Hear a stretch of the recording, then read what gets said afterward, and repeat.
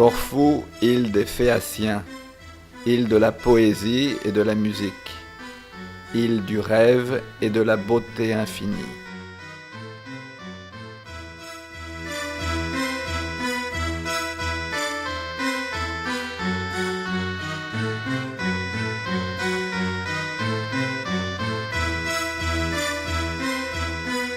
Corfou est la deuxième plus grande île de la mer Ionienne, après Céphalonie.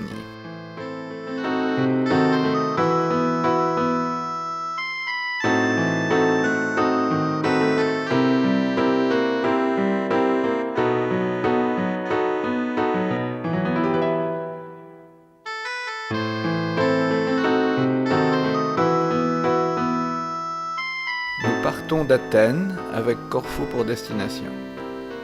Sur notre route, la région de Stéréa-Hellas nous impressionne par ses divines beautés. Des rivières aux ponts pittoresques et à la végétation sauvage rendent les paysages fantasmagoriques. Des fleurs de toutes les couleurs de chaque côté de la route cherchent à mettre en valeur leur propre charme. Un charme fantastique. Dans ces endroits, les effluves se font légers et pleins de douceur. Des tunnels passant à l'intérieur des montagnes et sous la mer nous mènent là où nous voulons aller. Des châteaux modernes renouvellent notre intérêt par la réaction nostalgique qu'ils provoquent. D'immenses plaines avec à l'horizon des montagnes aux contours bleus apportent à notre regard un climat de sérénité. Partout de la verdure, de la beauté. Partout des montagnes et des plaines immenses.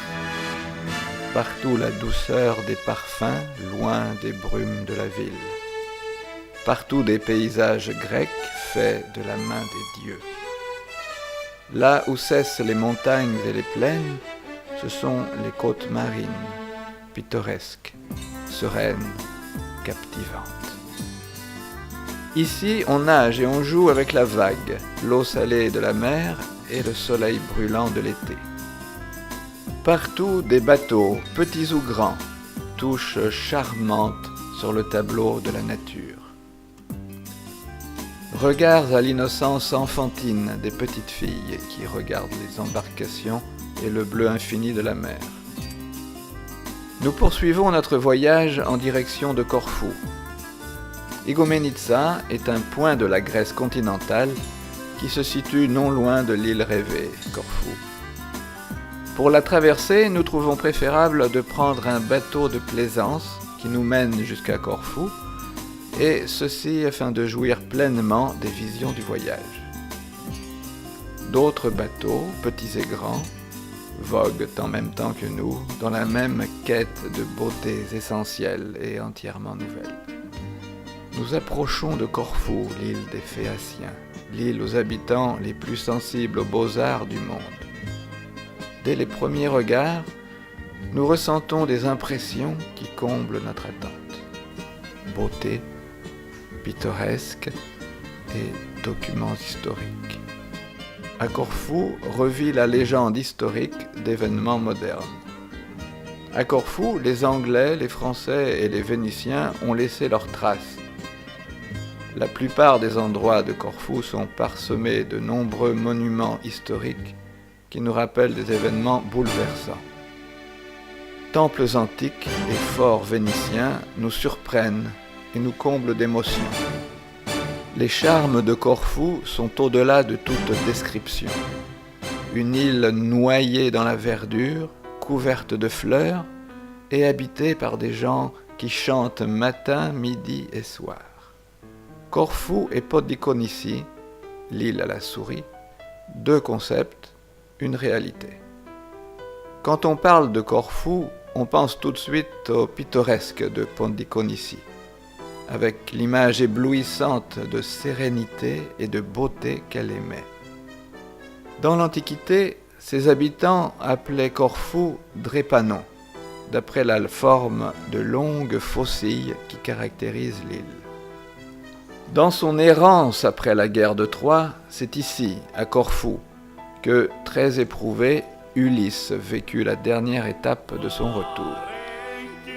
En 229 avant Jésus-Christ, Corfou fut contrainte de se soumettre à la domination romaine. La vieille coutume qui consiste à briser les cruches passionne les habitants de l'île et impressionne vivement les visiteurs. Ainsi, le bris de la cruche est une vieille coutume dont raffolent petits et grands. Corfou ne manque pas de fleurs de toute espèce. Leur parfum est perceptible partout, dans les parcs, les cours des maisons, les jardins et les places. Des fleurs partout et des effluves aromatiques. Fleurs éparses.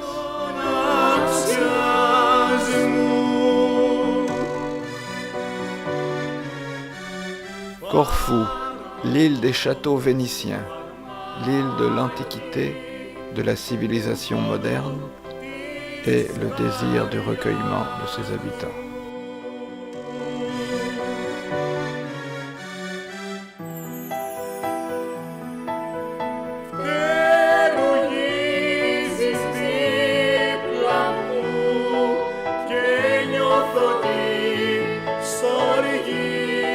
Le fameux Achillion, tout resplendissant de lumière.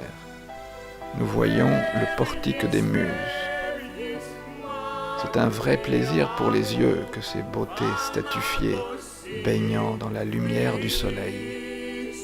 C'est un vrai plaisir que de voir le charme de la Grèce répandu sur ces corps de femmes.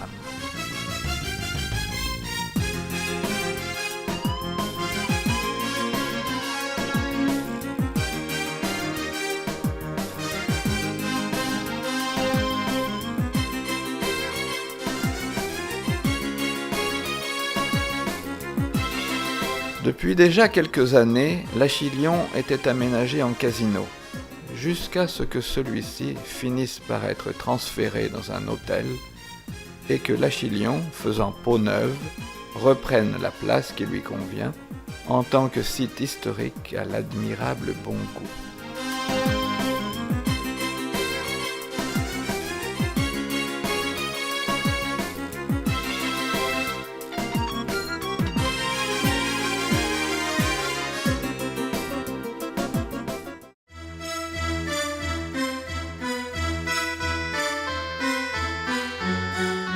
L'Achillion fut bâti en 1889 par Élisabeth, la souveraine de l'Empire d'Autriche-Hongrie. Faisant partie de la décoration intérieure, Achille traînant le cadavre d'Hector autour des murs de Troie. Dans la grande salle de l'Achillion sont exposés divers objets et documents d'Élisabeth et de Guillaume II. Vous pouvez voir ici une partie de la documentation historique de cette époque. Yachts miniatures, tableaux, colliers, photographies, bibelots et bien d'autres choses.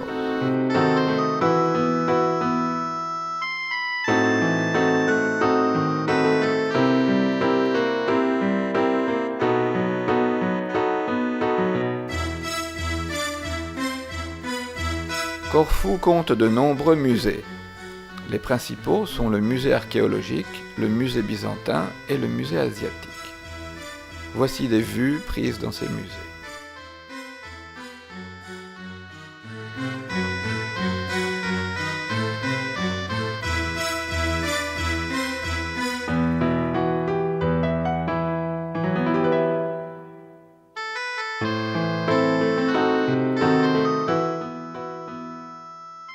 Dans la chapelle catholique bâtie par Élisabeth, on remarque de nombreux tableaux, comme le jugement du Christ. Voici la porte, la cour,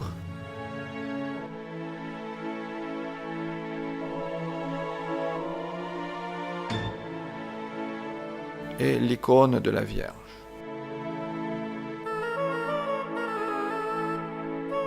À Corfou, il y a aussi beaucoup d'églises. L'église byzantine de Saint-Jason. La Saint-Spiridon, la fête du patron de Corfou, est célébrée avec magnificence. Nous suivons ici les fidèles qui se recueillent dans son église.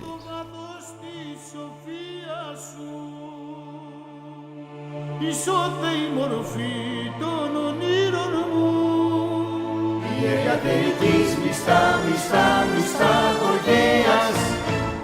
Ιερατερικής μιστά Γωγέας.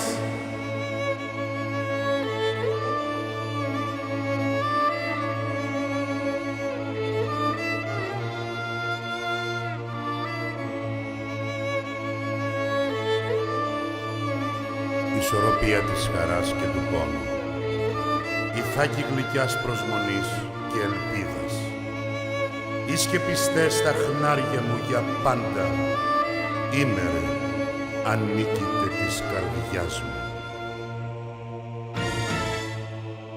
Ίνταλμα κι εικόνα της ψυχής μου. Δείχνει λατό το βάθος της σοφίας σου. Ισόθεη μορφή των ονείρων μου. Ιερατερικής μιστά Γωγέας. Ιερατερικής μιστά Γωγέας.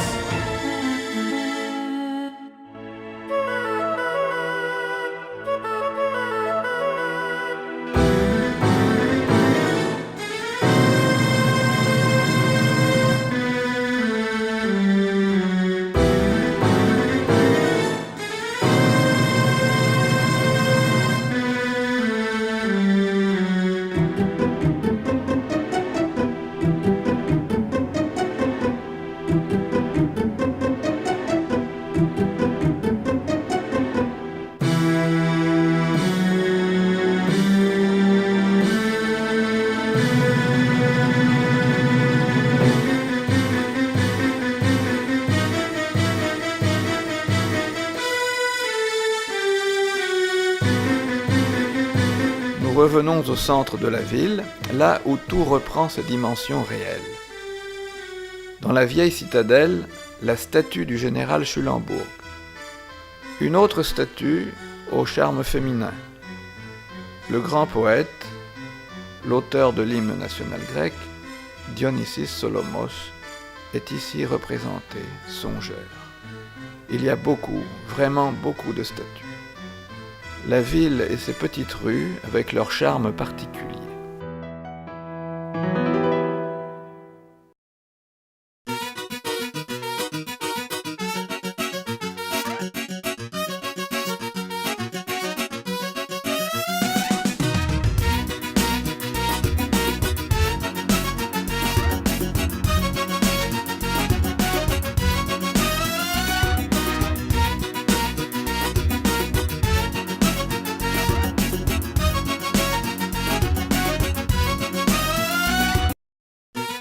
Voici comment le linge est étendu d'un balcon à l'autre, au-dessus d'une profusion d'arcades.